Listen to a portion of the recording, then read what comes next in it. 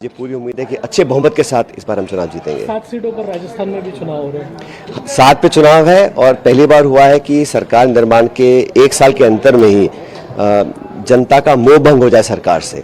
तो 12 महीने जो सरकार रही राजस्थान की वो कुछ डिलीवर नहीं कर पाई है, लोग परेशान हैं और एक मैसेज देना चाहते हैं। मैं ऐसा मानता हूं कि 7 सीट पे हम अच्छा चुनाव लड़ेंगे और हमारे अधिकांश सीट हम जीतेंगे वहां पर। अमित शाह ने कल कहा महाराष्ट्र में कि वक्फ में हम लोग डंके की चोट पर संशोधन करके रहेंगे वक्फ एक्ट में। देखिए, संशोधन जो होता है वो पार्लियामेंट का काम है। पहले बिल लेकर आए, विड्रॉ करना पड़ा, कमेटी बन गई, वो भी काम नहीं कर पा रही है। तो ये पार्लियामेंट में कुछ काम कराना कोई कुश्ती नहीं है, वो तो एक चर्चा करने के बाद बहुमत के आंकड़ों के आधार पर कुछ चेंजेस होते हैं। जो प्रावधान वो लेकर आए हैं उसमें बहुत कुछ ऐसा है जो काफ़ी दल और नेता उससे सहमत नहीं है, तो चर्चा करना पड़ेगा। लोकतंत्र का मतलब ये नहीं है कि आप ज़बरदस्ती किसी को फोर्स करें, एक संवाद हो, चर्चा हो, अगर कुछ सार्थक निकल कर आता है उस पर चर्चा हो सकती है।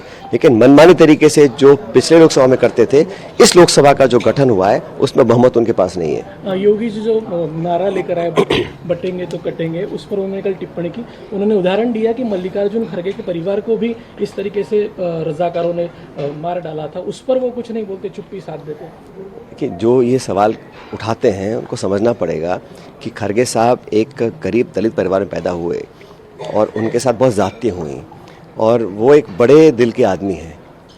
उनके परिवार ने उनके परिजनों को मारने वालों को अगर माफ़ भी कर दिया तो क्या इस देश के लोगों ने महात्मा गांधी के हत्यारों को माफ़ किया है क्या?